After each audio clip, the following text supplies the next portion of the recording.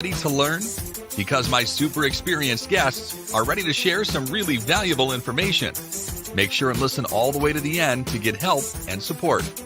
So let's start with the best audio experience. Hello everyone and welcome to our show. Today we discuss about LinkedIn, how you can get results on this social media platform. And I'm so excited to discuss this topic with J. Wilcox. How are you? I'm so excited to be here. Thanks so much, Anatoly.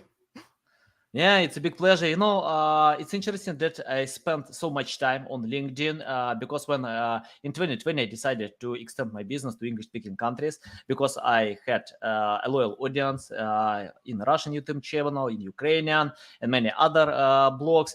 But I decided to find one social media. So my choice was Twitter, Facebook, Instagram. But I failed with all of them. I can explain why. Because I tried to be everywhere, but when I decided to pay attention to one social media, I got much higher results, and today I have no time, to be everywhere. Can you tell more about LinkedIn and about your experience, background, and why you decided to be on LinkedIn today? Yeah, LinkedIn is so exciting from two different angles. From the organic perspective, LinkedIn is the easiest network in the world to go viral on. I would say, unless you're underage and look good in a bikini, then maybe Instagram and TikTok are for you. But I do not look good in a bikini. So I think LinkedIn was perfect for me. It's this ability to shout through a megaphone when you share something, to have it be seen by so many people more than should be able to hear it just by the number of followers or connections you have. So that's exciting. And the other exciting part about that is like the kinds of people, the types of people that you're getting access to as your content's going viral. You are reaching the most influential people in the world. You're reaching them in a business context when they're interested in connecting and learning, whereas they're not in that same mindset on any other network. So anyway, that's been my experience with LinkedIn. And then my specialty is on the advertising side of LinkedIn. It has a platform very much like Facebook ads, where you can set a daily budget and be very explicit about who you want to target, like what job titles and seniorities and company sizes and industries and locations you want to hit. And it is much more costly than Facebook to advertise on, but you get access to much higher quality of leads, which B2B companies really care about. So that's my love and the drive of my life right now. Yeah, got it. I often talk to paid marketers about choosing social media platforms or target places, and they usually share me about Facebook and Google. They can explain because on Google and Facebook they have a bunch of settings and they can set up the right buying persona, something like this. But on LinkedIn, it's hard. It's really hard to get this data. So it's interesting that I had a conversation with Garrett McGough. And he shared that he spent $1 million on LinkedIn and got 10 million back. And I asked him, many other paid marketers can't do it. They usually fail. They usually spend some money, waste them, and they don't know what to do. Just leave it for other platforms. And he replied to me, because of using the correct data, you need to use the first part data. Can you tell from your experience? Because when I check out your LinkedIn profile, when I saw this number, $120 million, it's a lot. Can you tell how you can handle so big budget? I think you need to have a big team to handle it, and how you can set up the settings that you can't get from Facebook and Google. Well, I think Garrett had something really powerful in his situation that not all marketers have. I use the acronym AMO, AMO, like bring your ammo to your social advertising. And it's the 3 things that you need for every social media campaign. What he had was the perfect, like from the very beginning, he hit the perfect mix of his audience, his message, and his offer. And it just happened to be that, super successful. He hit the jackpot. So what about all of us advertisers? Like, at any point in time, my team is managing 60 to 100 different ads accounts. We don't see those same results on every single ads account. And it's not because we're not good at what we do. it's because, it takes a very special kind of mix to get there. So what you have is like the first party audience, knowing who it is you want to go after. LinkedIn is very good at targeting them if you already know who they are. If you don't, LinkedIn is a really good test bed for showing ads to different segments and see who shows, who engages, who gets excited, who converts. And so it can be good for testing as well. The M in ammo, the message is all about like, what am I showing to someone? The ad format I'm using, the image I chose, the ad copy I wrote. Is it good at hitting on the motivation, on the pain point that they require, that they need, that helps them? And then, of course, you have the offer, which is by far the most important part of your campaign. And that is, are you offering something that is high enough in value that someone is going to raise their hand and convert? And then you will have their know, like, and trust factor so that you can continue the conversation with them all the way until they purchase and become a brand fan. Nice. Okay, let's talk about buying journey. For example, I usually pay a lot more attention with organic reach in SEO, webinars, many other stuff, audio podcasts. But I found that when cost per click is high, if we are talking about paid marketing, it's hard to cover buying journey because I can't cover some informational stages and low stages because I know it will cost a lot and I can't get back all my investments. Can you tell how to target, for example, on LinkedIn users? They usually have no buying mode. They don't want to buy. They just want to find a job or check out some social media posts.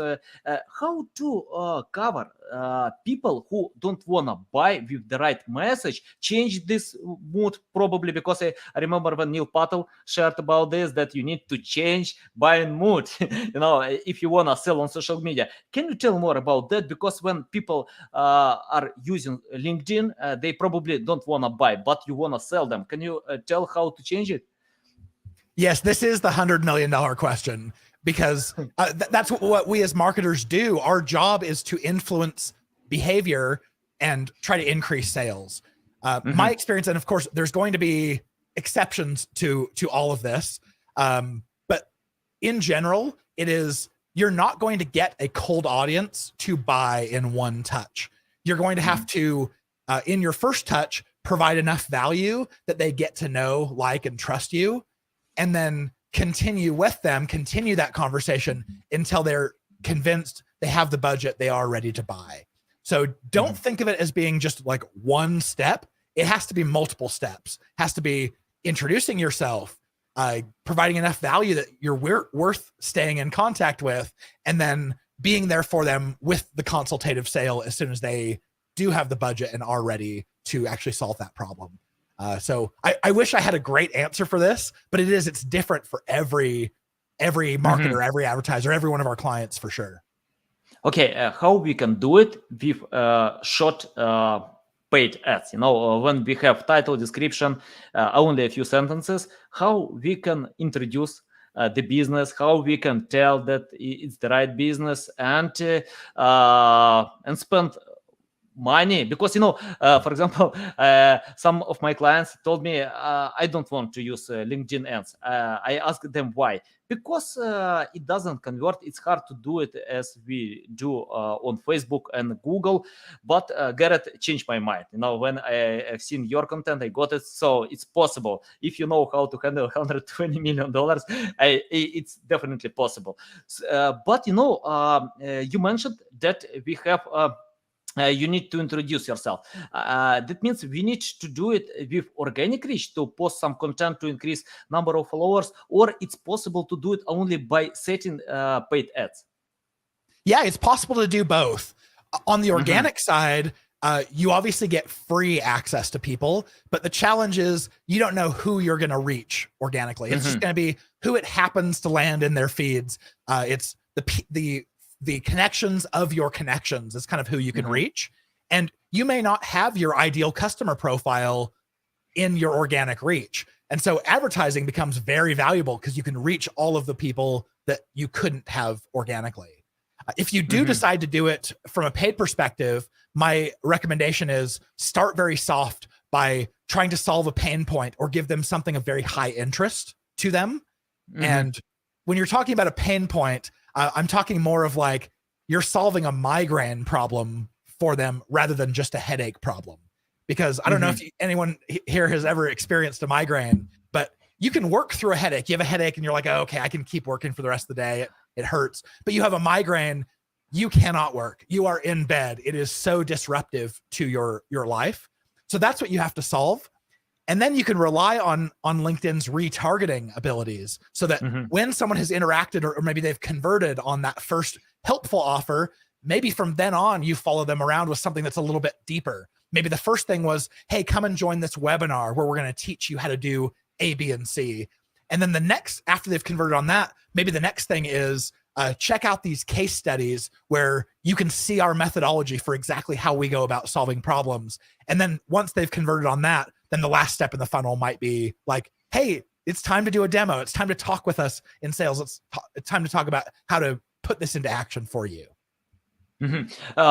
Okay, I have the question about, for example, the main issue that I have with my clients, they usually reply to me, it's hard to compete with my competitors. I need to spend all my time to innovate and develop products. I have no time to create this content, so how you can handle, I don't know, you have this issue or not, because many marketers have when they ask clients, please create content, create events, webinars, but in most cases, businesses need to pay attention to create really high quality products. Can you help them with that to create such content and provide marketing campaigns to this content or not? Yeah, we can definitely help out with that. That's a service that we offer to our clients. Nice. The main thing you have to keep in mind is like we as an agency, we can't just without your help go and create content for your brand because you know your customer better than we do and you know your industry better than we do. So it is very much a partner work together trying to hit on those, because if we spend all of this time and money to create something that solves a headache problem, then it didn't actually help you out all that much. You're going to end up with 10% conversion rates. But if we figure out a piece of content that solves a migraine problem, we're going to have 50% conversion rates. And all of a sudden your costs per lead are a fifth of what they would be before. That's how you create extreme value. So yeah, I think like we've talked about, the offer is the most important part of your campaigns. It has to be really valuable. And if you're not willing to invest in content, please stay on paid search on Google and Microsoft ads, where you can target people just by the keyword that they're looking for and capture people right at the bottom of the funnel. You will be limited. You will only ever have access to that group of people who are doing that search, and you'll be subject to that search volume. But when you start moving into social, where having an offer is important, you have this it's much larger, much broader audience that could really grow and scale your business. That's where I think all the big future opportunities are. Nice. By the way, I can work with headache. I took this approach from Elon Musk. If I have headache, migraine, I can work. But my wife can't. She finds a lot of excuses why. I hope she doesn't listen to this.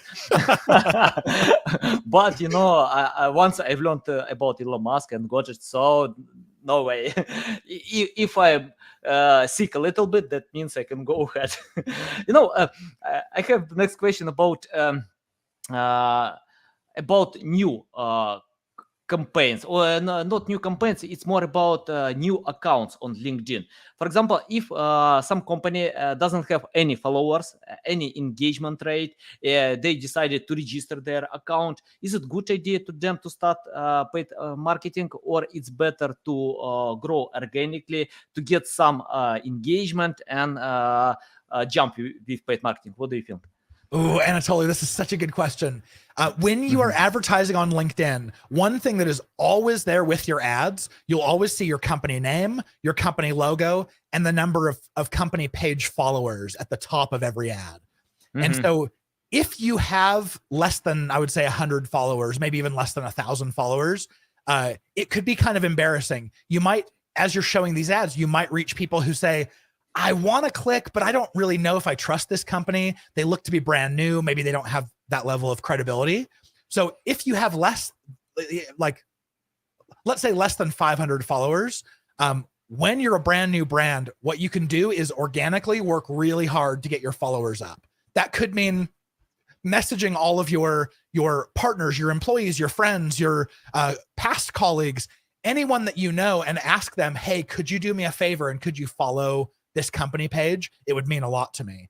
And as you do that, as you get that social proof signal up, all of a sudden now when you advertise, it's going to be 2 or 3 times more effective because you have those social proof signals that make people go, oh, this company must be legit. Okay, yeah, I'm willing to do what they're asking me to do.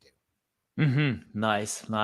Okay, guys, if you need organic reach, you know me. If you need paid marketing, go to AJ Wilcox. You can get what you need.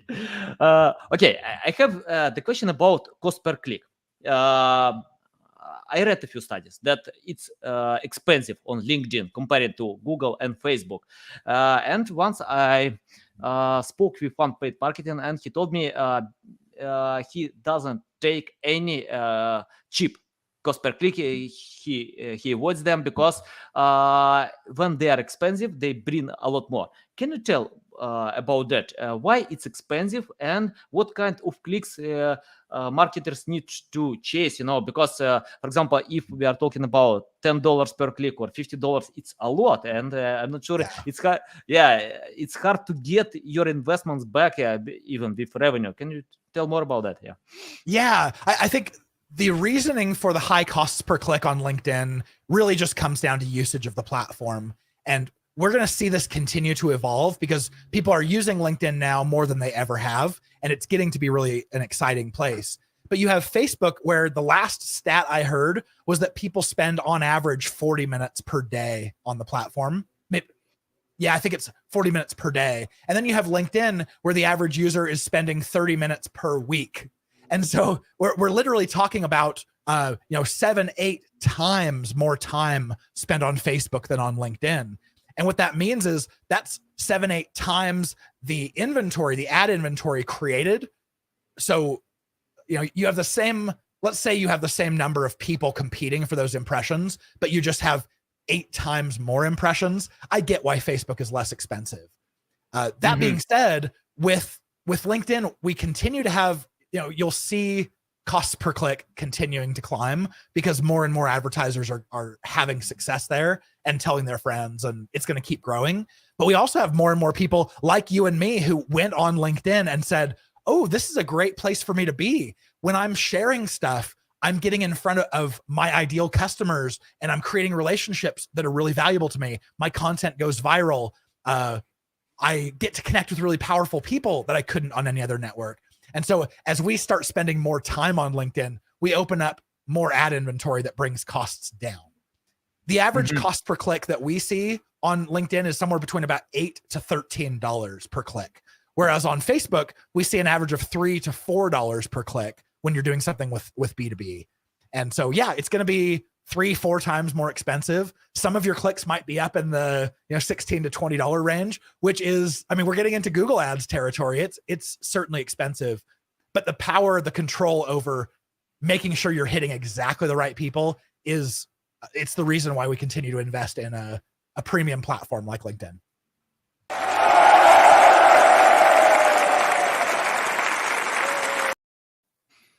Yeah, I think it's the next target audience from North Korea people. They have all internet, but I think, when they will have it, I'm pretty sure they will have in one shiny day. They will jump on LinkedIn as well. So they can watch our webinar. Okay. I have the question about type of ads. Can you tell more? For example, I usually check out my feed. And when I see some banners or any other paid marketing, I don't know, but my eyes usually pay attention with some place where I want to spend my time, on my feed to check out some posts, other thoughts. Can you tell what type of content is better to create today on LinkedIn? Banners, feed, or anything else from your experience? Yeah, the first ad format that I recommend for everyone, LinkedIn calls it single image sponsored content. And it's in your news feed, and it's the simplest one to create. There's some text up above the image, a big beautiful image, and then a little bit of text down below. And that's the least expensive and one of the highest performing ads out there. You'll pay on average, that's like your $8 to $13 per click.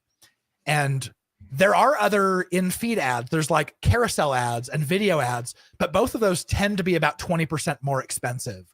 So I don't recommend starting there. I like to start less expensive and then expand if I see success. The next one is called text ads. And this is a banner over on the right rail, only on desktop. And it's the cheapest ad on LinkedIn. You'll usually pay $3 to $5 per click. And they have really low click-through rates, which advertisers might be like, well, that's not even worth my time if, I get 2.5 clicks out of every 10,000 impressions are served. But what it does is it's serving a lot of free impressions to people that you want to target. So when we're running single image sponsored content by itself versus when we're running sponsored content with text ads, we find that in the second case, our sponsored content gets a lift of about 13% in its click-through rates, just because people have seen the brand before from those text ads. And they're saying, oh, this company must be legit. Yeah, I'm interested in interacting. So those are my top two. Everything else is like you can add on if you see success, but start with single image sponsored content and text ads. Nice, valuable. Yeah, it's interesting. Can you tell more about writing the right message? For example, I love messages from Apple. Make difference. Simple, understandable, but I often see when marketers use long sentences, hard sentences, trying to sell anything, all their products in one short message. Can you tell from your experience how to create the right message and to give a strong reason to click on your message and buy your products? Yeah, this is suggestions and advice we give to our clients all the time, where they write some ad copy and we look at it and we go, oh, this is college level writing. Can you simplify it? Can you make it more like junior high or elementary school writing? And they go, well, we're targeting senior sales leaders or senior IT people. They all have great vocabularies. They understand these words. And I get to tell them, that's not the point. The point is that when someone is on LinkedIn, they're usually on their way to do something. They're on a mission. They're in a hurry. And even though their brain is very capable of understanding big and complex words and sentences, they're not going to have enough time with your ad or your message to see that when they're scrolling very quickly. But if you can write stuff at like an elementary school level, that as they scroll, they understand the message very, very quickly, and they're much more likely to stop scrolling. So you want to write messages that are so simple that people will naturally absorb them without having to focus on your ad copy. And it's a big deal. It doesn't take much to change your message strategy, but it makes a big difference in the effects. Nice. I usually give bribe to my son, 11 years old, and ask him, can you do you understand this text or not? Bribe like ice cream or any other candies, and if he doesn't understand anything, it's I need to fix it. I need to edit, to change something. And he always replies me, where are you are going to submit this content? I replied to him on LinkedIn, and it's interesting to get the answer. What is it? I know TikTok is the best, I love it. But what about LinkedIn? I can't even register there because age limit is. So it yes, depends true. on the audience. Yeah, I absolutely agree with that. Yeah, I've learned about that from big companies. They usually give their text to teenagers, kids, and analyze. If they understand, that's good. If it's not good, because it doesn't matter what type of people you are going to achieve. Even with PhD, I don't know anything. It's better to simplify as maximum as possible. Okay, can you tell more about personalization? How we can use personalization in LinkedIn ads? Yeah, I mean, the minimum audience size that you can advertise to is 300 people. So if you could combine 300 people on LinkedIn into a group that all have something in common, let's say it's all a job title or they work at the same company or something like that, then all of a sudden you can call out to them. You can say, hey, CEOs in the tech sector, or hey, SaaS software senior developers, or whatever you can say. That can be pretty personalized. But a lot of times getting your audience down to that size of 300 and having it be still very relevant can be difficult. So we do have two different kinds of ads that can personalize the content a little bit. So the first is what LinkedIn calls sponsored messaging. And as opposed to the other ad formats we've talked about, where you can say, hey, LinkedIn, I only want to pay when someone clicks. With the sponsored messaging, you're going to pay per person that you send it to.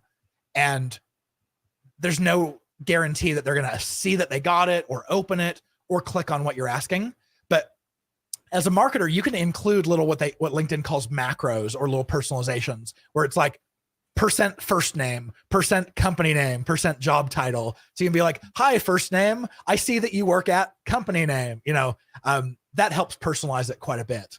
The other one's called dynamic ads, and they can insert the user's picture into the ad. They're also over in the right rail like text ads are. And you can insert, I think it's first name and job title are like the two that you can insert. There might be others that you can insert. But if you need personalization, those are the two ad formats you should use. Nice. Got it. Yeah, I think personalization is important. What do you think about AI tools today? Does it help to set up the right message? Because, I check out a bunch of AI tools. They have settings to create text for paid ads, including LinkedIn. What do you think? Is it a good idea to use them, or it's better to provide this job manually? I would say, it depends on the AI, because there's, as you know, there's all different types of AI. Some would do a good job, some would do a poor job. If I were to just hazard a guess here, I would say AI that has learned how to write good Facebook ads and AI that has learned to write good Google ads are probably very, very good. There's a lot of data for them to train on. With LinkedIn, I just don't think that there are that many good LinkedIn advertisers out there who it's worth learning from what they have. So the model would probably have to train from Facebook, and the way that you talk on Facebook is not the same way you'd talk on LinkedIn. So I'd say absolutely test it and see, but I'm holding off for a while. I'm going to keep writing my ads manually until I am proven that there is something better out there. Yeah, I think AI tools are good, but it's better to edit them. It's better to check out manually what kind of results you get, because I use them. I love them, but sometimes I get full nonsense. Sometimes I get good results, but I need to edit them, so it depends. Can you tell more about testing budget? For example, what kind of budget is better to have if you want to check out LinkedIn ads? Because I remember when someone told me he spent $40, got nothing else, nothing sales, and and left. What do you think? Is it a good idea to start with $400? It's enough when we have such cost per click like 10 and more dollars. What do you think? Yeah, I think it comes down to data. If your cost per click is, let's say $12, and you have a budget of 400, I don't know the math. What's that like 40 clicks or something less than that? That's not enough data to know whether or not something is working. So I think it depends on what your goal is. If your goal is to get, to understand whether the platform is liable to work for you, and you just want to know, are they responding to my messages or not? You could spend probably less than $1,000 if you're targeting somewhere in North America, is what I'll qualify this with. You'd spend less than $1,000 and get an A/B test to significance of which ad gets clicked on more. So if that's enough for you to learn, spend $1,000 and see what happens. But if your goal is to find out an A/B test on conversions, you need enough conversions for that test to become statistically significant. And we found that that's usually, if you're targeting North America, around $5,000. So if you're targeting North America, I don't recommend starting with less than about a $5,000 budget. If you're targeting, let's say, South America, the clicks are a lot cheaper. You could pay $2 to $3 per click. So you could lower that down to maybe $1,000. Eastern Europe is like half the price of North America. So it just depends on where you are in the world, really. Yeah, got it. Agree with that. Okay, I wanna ask some questions. How others can jump on this field, because I have two types of audience. Some of them wanna learn how to be a great marketer. Others wanna use or hire great marketers. So let's help the first type. Can you tell, for example, if someone wanna be an expert like you, what to do, where to start learning, what type of courses to buy, or books to read, or blogs to read? I don't know, anything. Just help them to find the right way, because people sometimes don't know. They confuse with a bunch of information today.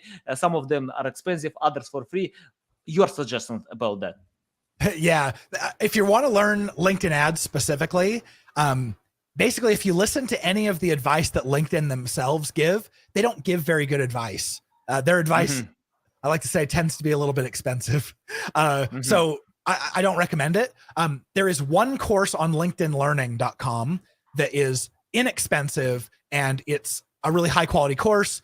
This sounds a little bit silly because I'm the author of it, but honestly, I'm the author of it because I couldn't find anything else good out there. So that's a great place to start that's low cost.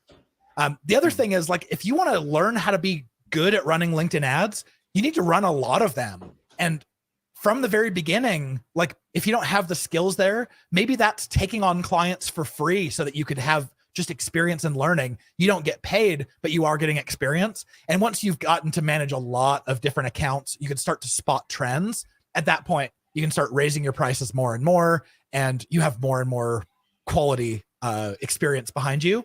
So that's the way I would start. I like that, starting organically and raising your prices only when you're starting to see more demand. I tend to be a little bit more skeptical of someone who goes, "Ooh, I see this. There's someone out there charging $500 an hour. I'll do the same thing," and yet they have no experience. I agree with that, because I started my digital marketing campaigns completely free. I didn't.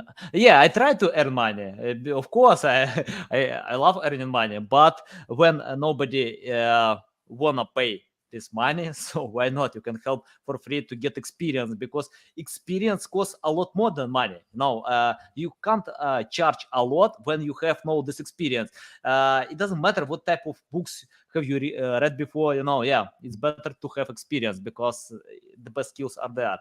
Okay, can you give me a strong reason to buy your course or open your course? Because for example, I have limited my time. It's hard to find time to cover everything what I have in my life. Give a strong reason for me and my audience why we need to take this course, to learn from that, and provide what kind of value we can get from this course. Yeah, LinkedIn ads are very expensive, which means inherently they're very risky. If you make a mistake, it automatically becomes an expensive mistake. So it's very important to know what you're doing before you start. What those who've taken this course really appreciate is it's not like information that you would get right from LinkedIn that's like, hey, this is perfect for everyone and you're going to be a star. It's a very real course. It tells you, here's what's successful, here's what isn't. Like, don't do the stuff that's not going to be successful. So it's straightforward, it's real. And that's what I would recommend. Like, any platform you're learning, go to the sources that are telling you, like, hey, here are the mistakes people make that are expensive. Here's what to avoid. They're not just praising the platform because it can do no wrong. Because obviously we know every platform is good for some people and it's not for the other. So trust the courses and the information sources that are real and tell you when it's not a good fit. Nice. I check out on your LinkedIn that you spoke plus 70 conferences a lot. Yeah. I think you can find clients, but can you help someone who wanna jump on this field? How to find the first client if they have no such experience, but they wanna help and support and earn on that way? Yeah, I think first is creating relationships with people who would be good to advertise, because like I have a podcast, and I think the first episode, maybe it's the second episode, is all about like who is a good fit for LinkedIn ads and who isn't. So that would be my first recommendation. I can give you a link to share for the podcast, but basically figure out which types of companies are a good fit for LinkedIn. That's those who are, let's say, oftentimes they're in B2B, they have large lifetime values or large deal sizes. And so if you find those types of companies, get in and like create a relationship in there where you're asking them like, hey, can I help for low cost or free with your LinkedIn ads? I'm a student of this. I'm trying to learn. And maybe that's a good way to start. The other one is just sharing content, like share what it is you know. And if what you know and what you're learning is impressive to people, that you will naturally attract people to you who want help with that. So start sharing stuff on LinkedIn, on TikTok, on YouTube, on Facebook about what you're learning about LinkedIn ads, and see what opportunities present themselves. Yeah, nice. I remember when Gary Vee replied to the questions where to start, and he replied, LinkedIn. The same answer to many different questions. What do you think today? I've listened this episode 2 years ago. Today, is it good idea to start on LinkedIn comparing to other social media? Because, for example, from my experience, I got high engagement, but that was decreased in some time. I think it's better to find other ways because of competition. Algorithm can change some. LinkedIn can change some algorithms. That's okay. I think all social media platforms can do it. Google, Facebook, it doesn't matter. What do you think? Is it a good idea to start today on LinkedIn, or it's too late? Yeah, there's definitely time. So here's the stat. About 4 years ago, a friend of mine named Isaac did a study, and he figured out that only about 3 to 4% of people who were on LinkedIn were publishing content. They were posting. Yeah. And so that means that 100% of people who log in need a newsfeed full of stuff, but only 4% of people are creating. That tells me like that's the reason why it was so easy to go viral on LinkedIn organically, is because anytime that there's something that's getting engaged with, LinkedIn's going, this is great, let's show this to more people. And then you start going viral. So that's very exciting. The last stat I heard, I think we're closer to 5% of people now are starting to post on LinkedIn, which is great. We're going to keep seeing that climb. But as long as there are more people there than are posting, there's an opportunity to go viral and reach more people. So definitely from an organic standpoint, yes, I would start on LinkedIn. There's plenty of room. From a paid perspective, I wouldn't do LinkedIn ads unless you've already done your research and like, yes, my audience is there. Yes, I have the company style and product that's going to work well for LinkedIn. I have an offer that's going to provide a lot of value. If you've got that and a large enough budget, sure, jump into ads. But organic, I think, makes sense for every company. I don't care who you are. Yeah, nice. What do you think about companies that sell products for B2C? Is it a good idea for them to jump on LinkedIn, or it's better to find other social media? Yeah, I still think LinkedIn's great because when you're on a platform that is traditionally viewed as B2B or very business oriented, but at the same time, everyone that you talk to is a consumer themselves. I'll give an example. On LinkedIn, I saw that there's a group of doctors who got together and they created a face mask. They're in the process of creating it now, that doesn't create a barrier like wearing a cloth mask or a K95 mask or something like that, where it's stopping particles going through. It allows you to breathe normally, and it just shoots, I think it's infrared light at all of the particles coming in and out. So any virus, it kills, it fries the virus. And it's not cheap. I think it's like $300 or $400 for this mask. But I was like, wow, that is super cool. It has nothing to do with my business, but I got excited about it. And I was like, I want to be first on this wait list. If the pandemic or another pandemic comes and we have to wear masks again, I want to be wearing that one. I don't want to be wearing my cloth mask. So even if you have a B2C type of product, yeah, like LinkedIn, because it's simple to go viral, you get to talk to and work with a bunch of really influential people. I can't think of a better place to be involved in. Yeah, I know only one place, TikTok, really. Because accounts with 0 followers can get high engagement. Even my wife got 270,000 views on her stupid video. Yeah. and she doesn't have a lot of followers there. It's like a few hundred followers, but she got this viral content. So probably it's stupid for me. It's not stupid for people who watch this video. So it depends. On LinkedIn, yeah, I got a few times viral content, but I think comparing to Facebook, I get much higher engagement rate on LinkedIn. I read a few studies about posting content. Only 3 million people post content from 800 million people. Yeah, it's like even less than 1%. So yeah, a lot of opportunities. Okay, yeah. Okay, thanks a lot, AJ. It's a big pleasure to get in my show, to learn from you, to share all your insights, because I check out your LinkedIn profile. I know that you are super busy, but I love getting value. Tell our audience how they can reach out to you, learn more about you, follow you. Oh, fantastic. Well, first off, come and connect with me on LinkedIn. I mean, you can obviously follow, but if you're listening to the show, I'd love to connect with you as well. Just make sure you personalize that invite when it sends out, and just say that you heard me on Anatoly's show. Then I'd be happy to accept that. I don't accept invitations that don't have a personalized note. But if you go to our website, if you're interested in possibly like working with us, it's b2linked.com, and you can fill out the application on any of those pages. And really, that's the best way to talk to me or us.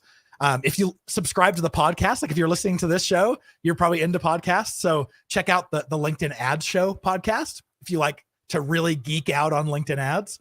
And yeah, that's really all I've got to say. Okay, guys, you can find all these links in the description below. Listen us on Apple, Google, Spotify. Thanks a lot, AJ, again for your time. It's a big pleasure to learn from you, to get all these insights. You know your stuff. So if I have some paid clients, I'll send to you, yeah. Well, thank you, Anatoly. Thank you, everyone else. And Slava Ukraini. Героям слава.